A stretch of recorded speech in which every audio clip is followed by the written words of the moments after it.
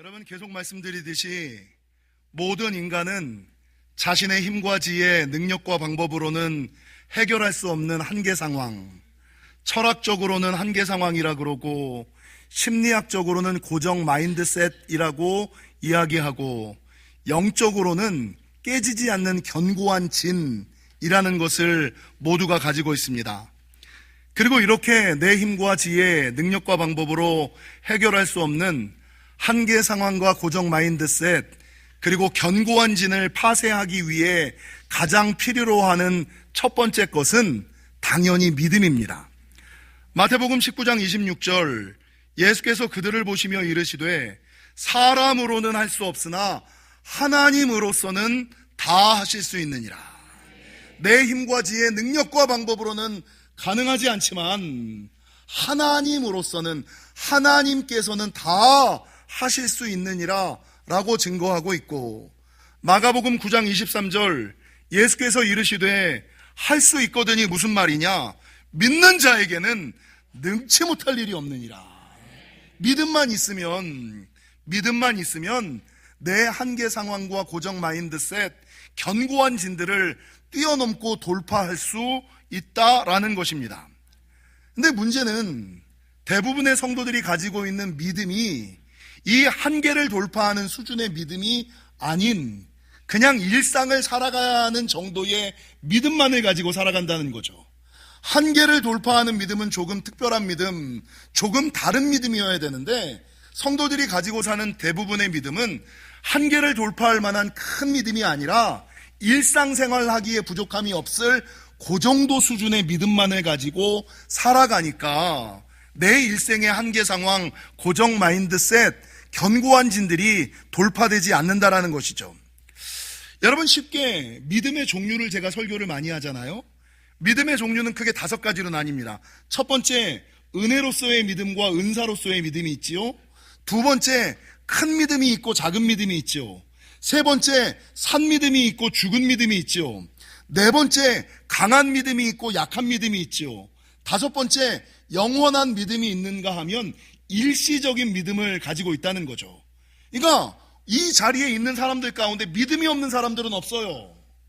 믿음이 없는 사람들은 없는데 문제는 그 사람이 은혜로서의 믿음을 가지고 살아가느냐, 은사로서의 믿음을 가지고 살아가느냐, 큰 믿음을 가지고 살아가느냐, 작은 믿음을 가지고 살아가느냐, 강한 믿음을 가지고 살아가느냐, 약한 믿음을 가지고 살아가느냐, 산 믿음을 가지고 살아가느냐, 죽은 믿음을 가지고 살아가느냐, 어떤 상황과 환경에도 휘둘리거나 흔들리지 않는 영원한 믿음을 가지고 살아가느냐, 일시적인 믿음을 가지고 살아가느냐에 따라서 하나님께서 베풀어 주시는 은혜와 축복, 여러분 능력이 다르다는 거죠. 여러분, 간단하게만 설명을 들어드릴까요? 여러분, 은혜로서의 믿음과 은사로서의 믿음이 무슨 차이가 있어요? 은혜로서의 믿음은 하나님께서 구원을 주시기 위하여 믿어지는 믿음, 하나님께서 선물로 주시는 믿어지는 믿음, 하나님이 내 아버지라는 것이 믿어져, 신이 있다는 것이 믿어져, 예수님이 나를 위하여 십자가에 달려 돌아가셨다는 것이 믿어져, 그리고 그것을 믿는 자마다 구원을 받을 것이라는 것이 믿어져. 이거는 내가 믿으려고 해서 믿는 것이 아니라 하나님께서 성도들에게 선물로 주시는 은혜로서의 믿음이에요. 근데 재밌는 것은 마가복음 16장에 어떤 말씀이 있냐면, 믿는 자들에게는 이런 표적이 따르리니 곧 그들이 내 이름으로 귀신을 쫓아내며 새 방언을 말하며 뱀을 집어 올리며 무슨 독을 마실지라도 해를 받지 아니하며 병든 사람에게 손을 얹은 즉 나으리라 라는 말씀이 있거든요. 여러분, 우리가 다 믿기는 믿잖아요. 믿기는 믿는데 여러분, 내가 귀신을 쫓아내면 귀신이 떠나가요? 내가 병든 자에게 손을 얹으면 병이 나요? 왜 믿음을 가지고 있는데 기적과 이사, 표사와 능력이 나타나지 않을까요? 여러분, 이 마가복음 16장에서 말하는 믿음은 그냥 믿어지는 은혜로서의 믿음을 말하는 것이 아니라 기도와 순종, 헌신으로 얻어지는 은사로서의 믿음을 얘기하는 거예요. 그러니까 내가 그냥 우리는 구원받기에는 부족함이 없어, 믿음이. 그러나 하나님께서 내 안에서 능력으로, 역사로, 기적으로, 표사로 나타날 만한 그런 은사로서의 믿음이 부족한 거죠. 그러니까 내가 은혜로서의 믿음을 가지고 있느냐, 은사로서의 믿음을 가지고 있느냐에 따라서 내 삶의 모양이 달라진다는 겁니다. 여러분, 큰 믿음과 작은 믿음도 마찬가지죠. 오늘 본문은 예수님께서 내 믿음이 크도다라고 말하는 본문이에요. 예수님께서 성도들에게 믿음이 크다라고 얘기하신 장면이 두 장이 나와요. 하나는 오늘 본문에 나온 귀신 들린 딸을 둔 가나안 여인의 비유고, 가나안 여인의 이야기고, 또 하나는 중풍병 들린 하인을 둔 백부장 이야기예요. 여러분, 이 두 사람의 믿음이 왜 큰 믿음이라고 얘기할까요? 보십시오. 이 가나안 여인은 자기 딸이 귀신 들린 거를 고치기 위하여 누구에게로 나가냐면 예수님께 나가요. 이 예수님께 나아갔을 때 제자들이 이 여인을 거절을 해요. 시끄럽다고. 근데 그럼에도 불구하고 상황과 환경을 뛰어넘어 이 여인이 소리를 지르죠. 근데 소리를 질러서 그 소리가 예수님께 닿기는 닿았는데, 이상하게 우리 예수님께서 이 여인의 간청을 거절을 해요. 아니, 거절하다 못해 예수님께서 이상하게 거절을 넘어 냉대를 해요. 냉대를 넘어 오늘 본문에 보니까 자녀의 떡을 취하여 개들에게 던짐이 마땅하지 아니하다. 이건 냉대 수준을 넘어 뭘 하는 거예요? 천대를 하는 거예요. 거절할 뿐만 아니라 냉대하고, 냉대할 뿐만 아니라 천대한다는 거죠. 아니, 내가 살아보겠다고 주님 앞에 나왔는데, 여러분, 신앙생활하다가 하나님께 기도하다가 이런 거절을 당해보신 적 있어요? 냉대를 당해보신 적 있어요? 천대를 당해보신 적 있어요? 여러분, 기도하다가 그렇게 안 됐을 때 보통 사람들의 반응은 뭐예요? 싫어! 됐어! 말아! 뭐 신이 하나님만 있어? 이게 일반 성도들의 반응이라고요. 기도가 거절당했을 때, 내 마음이, 내 정성이 냉대를 받았을 때, 천대를 받았을 때 대부분의 성도는 됐어, 말아! 뭐 여기밖에 뭐가 없어? 이런 반응이라고요. 근데 이 여인은 예수님의 냉대를 넘어선 천대 앞에서도 자기 죽어가는 딸을 살리고자 하는 그 한 가지 열심을 가지고 거절을 넘어, 냉대를 넘어, 천대를 지나 끝까지 하나님께 간절히 매달리는 믿음. 자기의 위신이 어딨어요? 자신의 체면이 어딨어요? 자신의 신분이 뭐가 중요해요? 내 딸 살리는 게 제일 중요하지. 내가 가지고 있는 모든 것을 온전히 내려놓고 딸을 위하여 하나님께 매달리는 그 믿음을 보시고, 내 믿음이 크도다, 큰 믿음이다. 거절을 뛰어넘은 믿음, 냉대를 뛰어넘은 믿음, 천대를 뛰어넘은 믿음, 여러분, 내 자존심까지도 내려놓은 믿음, 이러니까 큰 믿음. 마태복음 8장에는 중풍병 걸린 하인을 둔 백부장 이야기가 나오죠. 이 백부장이 예수님에게 와서 우리 하인이 중풍병에 걸렸는데 병을 좀 고쳐주십시오 라고 간청을 해요. 그러니까 예수님께서 이 백부장의 얘기를 듣고, 그래, 그럼 니네 집으로 가자 라고 얘기했을 때 이 백부장이 뭐라 그래요? 예수님 굳이 오실 필요 없습니다. 다만 말씀으로만 하옵소서. 우리 예수님은 무소부재하신 하나님이라 굳이 오셔서 손 얹을 필요가 없습니다. 제가 기도를, 안수를 많이 하잖아요. 근데 제 기도 소원 중에 하나는 뭐냐면, 제가 목소리가 안 좋잖아요. 목이 안 좋아서 설교할 수 있는 목소리밖에 남아있지 않은데, 가끔 그런 생각을 해요. 그냥 내가 무건으로 안수하면 어떨까? 그냥 성도들의 머리에 제 목소리가 상대방의 귀에 들리지 않고 머리에 이렇게 손만 얹어도, 여러분, 소리가 들린다고 하나님이 역사하시고 소리가 안 들린다고 하나님이 역사하지 않으세요? 관계없잖아요. 길게 기도한다고 하나님이 역사하시고 짧게 기도한다고 역사하지 않으세요? 아니잖아요. 그러니까 목사가 많은 사람들을 축복하고 싶은데, 축복할 때 그냥 큰 소리로 빠르게 열심히 하는 것이 아니라 그냥 머리에 마음을 담아 손 한번 얹는 거, 이런 것만으로도 성도들이 하늘의 은혜를 느끼고 하나님의 능력을 지금 공급받아야 되는데, 저도 그렇고 우리 교회 성도들의 수준이 아직까지 목사님이 지나가면서 그냥 등 한번 이렇게 툭 치고 머리 한번 손대는 거, 이건 안순지를 몰라. 두 손으로 머리를 세게 눌러야만, 세게 눌러야만 이게 안수 받는 것처럼 착각을 하고 말이야. 세게 눌러야만, 그리고 방언으로 막 기도를 해야만 우리 목사님 영역 있는 것처럼 착각을 하는, 여러분, 백부장의 믿음이 큰 믿음이 뭐예요? 오실 필요 없습니다. 다만 말씀으로만 하옵소서. 이 믿음을 보고 예수님은 큰 믿음이다, 은혜가 있는 믿음이다, 응답이 있는 믿음이다, 축복이 있는 믿음이다라고 말씀을 하시거든요. 여러분, 반대로 마태복음 8장과 14장과 16장, 마가복음 9장과 누가복음 12장엔 작은 믿음의 사람들이 나와요. 목숨을 위하여 무엇을 먹을까, 무엇을 마실까 염려하는 자들. 아니, 하늘에 나는 새를 보십시오. 드레핀 백합화를 보십시오. 그런 것도 우리 하나님께서 입히시고 먹이시는데 하물며 너희일까 쏘냐. 아니, 내가 사랑하는 너희가 내가 굶기게 놔두지 않아. 내가 그렇게 구질구질하게 살게끔 내버려 두지 않아. 우리 하나님 마음은 이건데 맨날 그 하나님의 마음은 모르고 맨날 걱정하고 근심하고 염려하고 불안하고 초조하고 이렇게 살아가는 그 사람들을 보면서 예수님이 뭐라 그러냐면, 아유, 믿음이 작은 자야. 아유, 믿음이 작은 자야. 라고 말씀하시거든요. 여러분, 예수님께서 분명히 나와 같은 배를 타고 계신데 풍랑이 있는 것을 보면서 풍랑을 다스리는 예수님이 나와 함께 있음에도 불구하고 풍랑을 보면서 겁내는 제자들, 예수님이 권세와 권능을 주셨음에도 불구하고 귀신에게 져서 돌아오는 이 제자들을 향하여 예수님이 뭐라 그러느냐? 믿음이 작은 자요, 내가 언제까지 너와 함께 있으랴. 그래서 여러분, 믿음에는 큰 믿음이 있고 작은 믿음이 있다는 거죠. 여러분, 살아있는 믿음과 죽어있는 믿음도 마찬가지죠. 살아있는 믿음과 죽어있는 믿음의 차이가 뭡니까? 야고보서 2장 17절, 이와 같이 행함이 없는 믿음은 그 자체가 죽은 것이니라. 머리로는 알죠, 남자들. 성경이 뭘 얘기하는지, 주님이 뭘 원하시는지 머리로는 알아요. 읽기는 읽었어, 듣기는 들었어.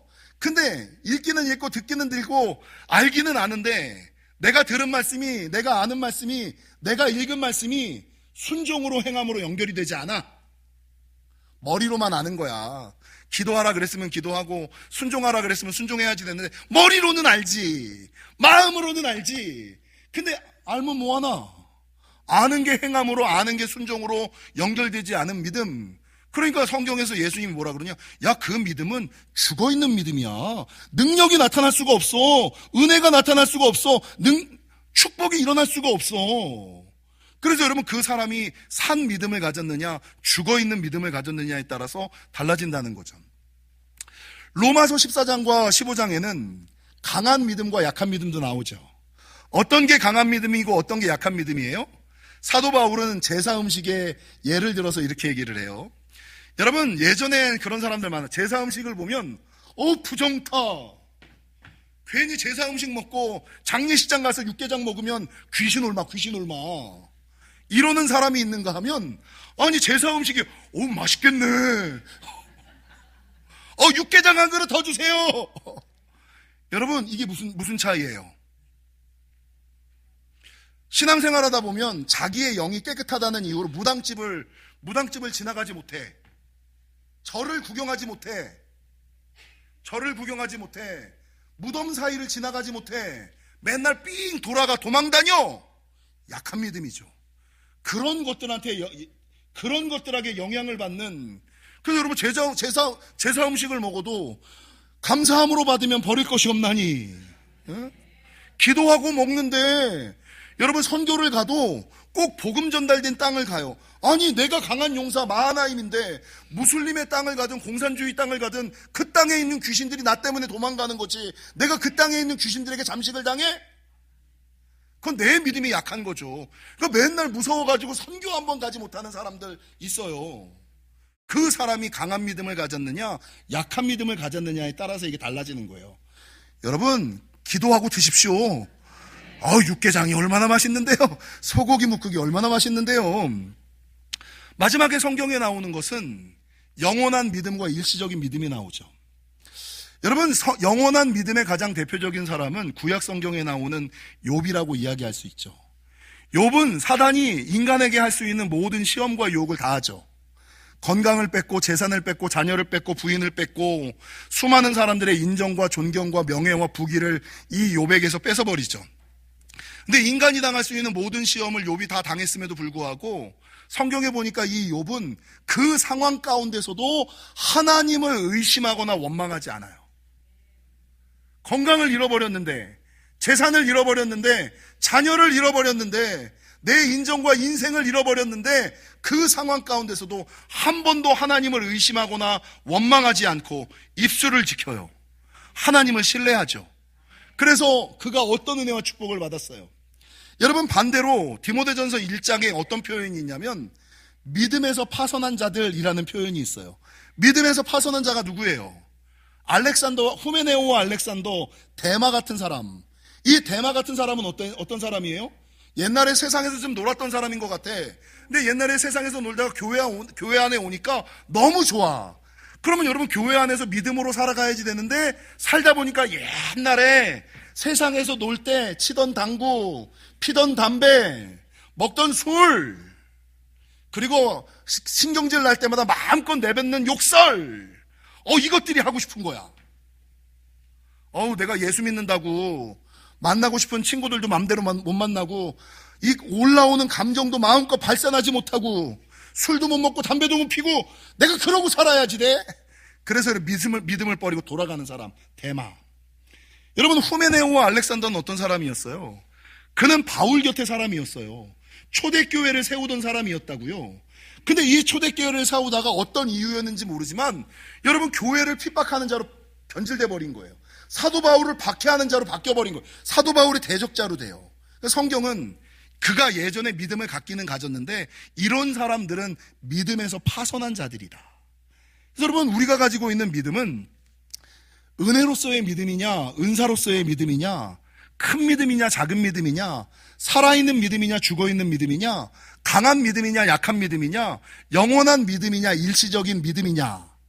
그래서 여러분, 모든 사람은 믿음을 다 안 가진 사람은 없는데, 다 다른 믿음을 가지고 살아간다는 거죠. 근데 결론은 뭐냐?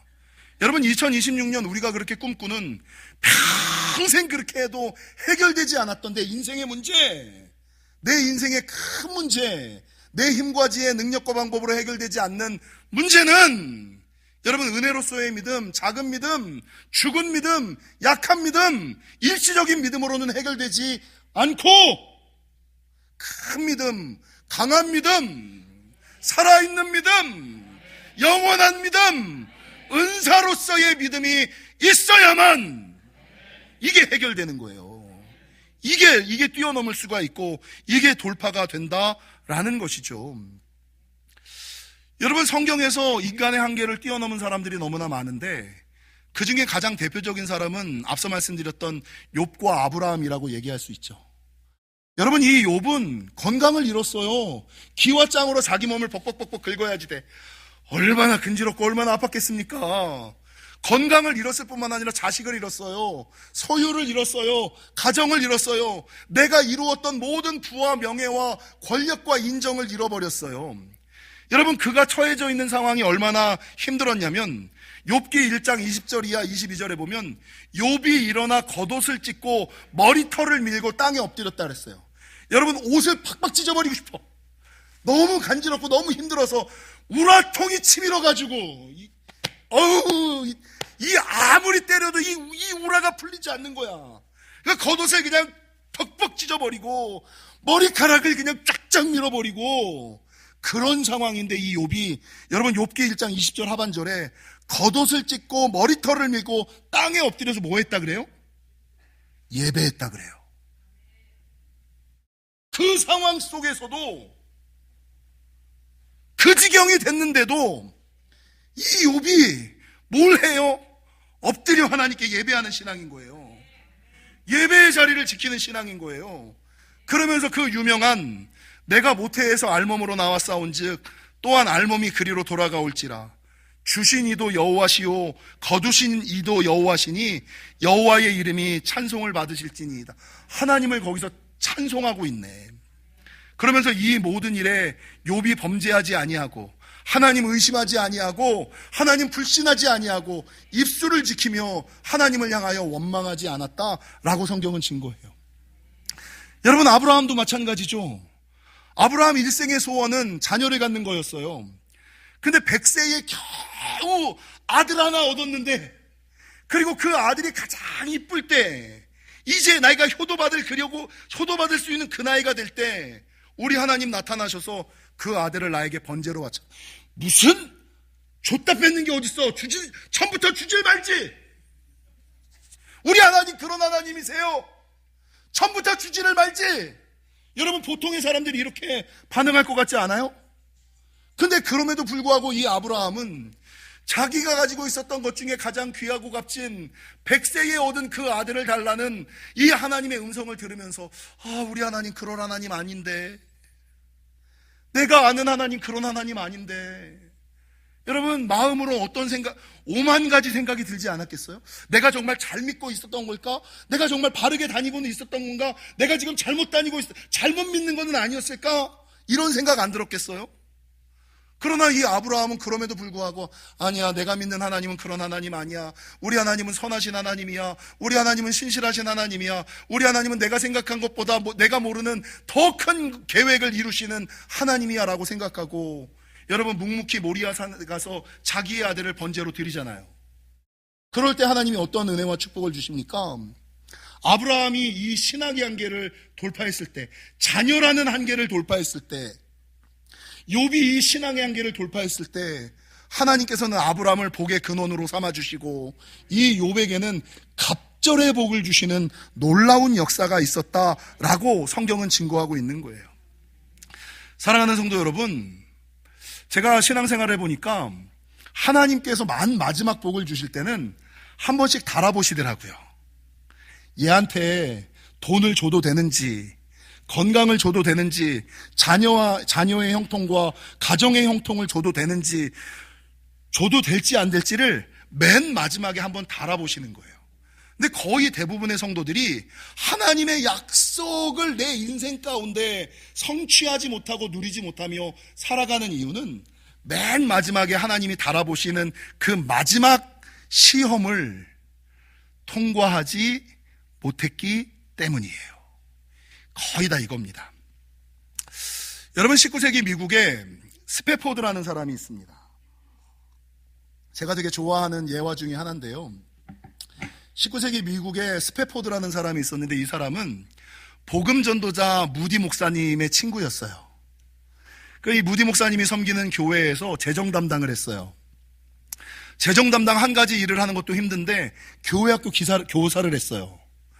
무디 목사님이 전 세계를 돌아다니면서 복음을 전할 때 이 스패포드가 따라다니면서 그 옆에서 시중을 들고 중보 기도를 하는 사람이 얼마나 믿음이 좋은 사람이에요. 요 웬만한 장로 이상의 믿음을 가졌던 사람이 이 스패포드 아닙니까? 근데 1871년에 여러분, 이 시카고, 그가 살고 있던 시카고에 대화재가 일어나요. 이 당시에 무디 목사님의 교회도 전소가 돼요. 근데 이때 이 스패포드의 집도 회사도 전부 다 대화재로 말미암아 다 전소가 되었을 뿐만 아니라 그 화재로 누구를 잃냐면 하나밖에 없었던 아들을 잃어버려요. 첫째 아들을 잃어버려요. 여러분, 스패포드 마음이 어떨까요? 나 예수 잘 믿는데? 나 교회 잘 다니는데? 나 목사 잘 섬기는데? 어떻게, 교회 잘 다니고 목사 잘 섬기면 잘 된다며? 아니, 그런데 왜 나에게 내 소유 재산 다 잃어버리고 하나 있는 아들까지 죽는 게 어딨어? 스패포드가 하나님의 뜻이 이해가 되지 않는 거예요. 아무리 기도해도 아무리 간구해도 그렇다고 욥처럼 입술에 범죄할 수는 없고, 아니야, 무슨 하나님의 뜻이 있겠지, 하나님의 계획이 있겠지, 그냥 시간을 보내면서 잊혀지기를 구하는 거예요. 근데 2년 후였던 1873년, 2년밖에 지나지 않았어요. 2년이 지나고 나서 이제 더 이상 과거의 부정적인 경험 때문에 이제는 이거에 내가 얼겨매기가 싫다. 우리 가족들이 유럽 여행 갔다 오고 나서 심기일전해서 다시 한번 잘 살아보자. 그런 마음으로 온 가족, 아내와 네 딸을 데리고 유럽 여행을 가요. 근데 일이 있어서 자기는 다음 배를 타고 가고 먼저 자기 아내와 자기 네 딸을 먼저 배에 태워 보내요. 근데 웬걸 이 배가 침몰을 해버려요. 그러면서 아내만 살아남은 거예요. 그리고 이 아내가 울면서 영국에서 전화가 온 거예요. 여보, 나만 살아남았어. 여보, 나만 살아남았어. 여러분, 이 스패포드 마음이 어땠을까요? 아니, 전 재산과 첫째 아들 잃어버린 거, 그리고 그 상처를, 그 아픔을 잃어버리려고, 그 아픔을 잊어버리려고 오랜만에 2년이 지나 겨우 유럽 여행을 했는데, 유럽 여행을 떠나는 첫 자리에서 내 남아있는 내 딸마저도 하나님 걷어가신다고? 여러분, 이게 이해가 돼요? 여러분, 이 스패포드가 혼자 남아서 울면서 도대체 하나님의 뜻을 모르겠는 거예요. 너무 마음에 답답함이 있는 거예요. 근데 밤새워 기도하는데 이상하게 하늘에서 정도환 목사가 가끔 부르는 찬양 있죠? 평화로다 하늘 위에서 내려오네. 나는 힘들어 죽겠는데, 아이고, 갑자기 나 눈물 날라 그래. 혼자 간간에 앉아서 기도를 이렇게 말할 것도 없어서 이렇게 기도를 하는데, 하늘에서 하나님의 평화가, 아니 상황과 환경은 힘들어 죽겠는데 하나님의 평안이 내 마음과 영혼에 쫙 임하는 거예요. 이게 뭐지? 이게 뭐지? 내가 미쳤나 드디어? 참, 내가 미쳤나? 근데 그 평안이 내 영혼을 잡아서 내 과거의 상처와 아픔을 이게 이길 수 있는 힘과 소망을 생기게 만드는 거예요. 그러니까 이 스패포드가 이상해. 그래서 거기서 자기가 느꼈던 감동을 글로 써요. 그리고 이 글에 음률이 붙어서 부르는 게 우리가 불렀던 찬송가 413장이에요. 여러분, 찬송가 413장이 뭐예요? 내 평생에 가는 길 순탄하여 늘 잔잔한 강 같든지 큰 풍파로 무섭고 어렵든지 나의 영혼은 늘 편하다. 내 영혼 평안해. 내 영혼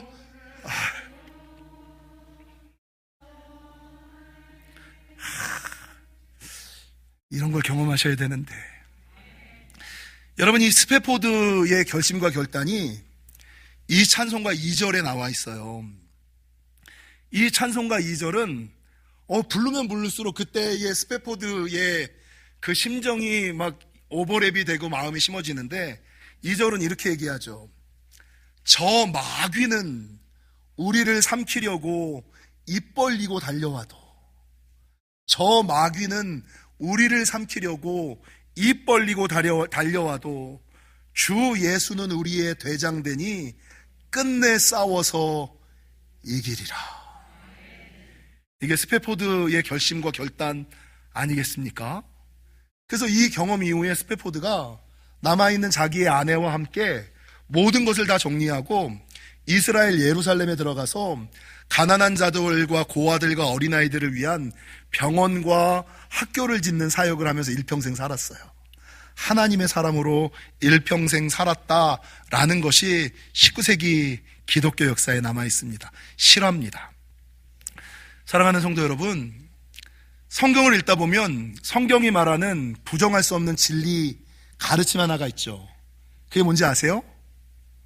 성경에서 얘기하는 가르침, 진리 하나, 내 믿음대로 될지어다. 되는지 안 되는지는 뭐에 따라 달라져 있어요? 내가 믿은 대로, 내 믿음대로. 혹시나 그렇게 평생 기도하고 간구했는데 풀리지 않고 열리지 않고 막힌 문제가 있다면 과연 내가 그 한계를 돌파할 수 있는 큰 믿음, 산 믿음, 강한 믿음, 영원한 믿음, 은사로서의 믿음을 가졌는지, 내 믿음이 그 문제를 뛰어넘고 돌파할 수 있을 정도는 아니었는지를 뒤돌아볼 필요가 있다라는 것입니다.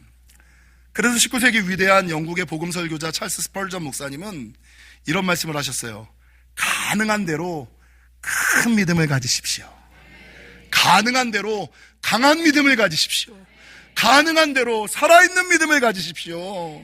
가능한 대로 영원한 믿음, 은사로서의 믿음을 가지십시오. 작은 믿음은 당신을 천국으로 데려다 주지만 큰 믿음은 천국을 당신의 마음속에 안겨주기 때문입니다. 사랑하는 성도 여러분, 내 신앙의 한계 상황, 고정 마인드셋, 견고한 진은 여러분 그냥 믿음, 그냥 약한 믿음, 작은 믿음, 죽어있는 믿음, 일시적인 믿음, 은혜로서의 믿음을 가졌을 때 해결되는 것이 아니라 큰 믿음, 산 믿음, 강한 믿음, 영원한 믿음, 은사로서의 믿음을 가질 때 돌파될 수 있음을 기억하시고 그런 믿음을 가지고 인생의 문제를 돌파하시는 저와 여러분이 되시기를 주님의 이름으로 간절히 축원합니다.